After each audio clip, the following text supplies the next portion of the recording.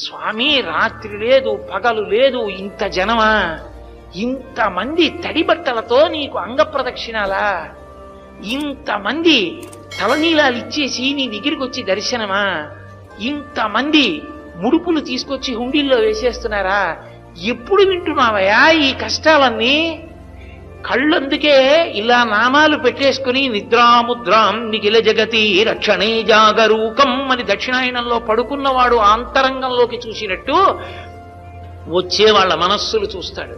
వ్యాసుడు అందుకే ఓ మాట అన్నాడు, వెంకటాచల క్షేత్రంలో వెంకటేశ్వర స్వామి వారి ముఖమండలం బహుప్రసన్నంగా ఉంటుంది.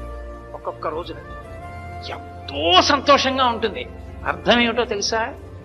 కొండ మీదకి ఎవరో ధార్మికులు వచ్చారని గుర్తు.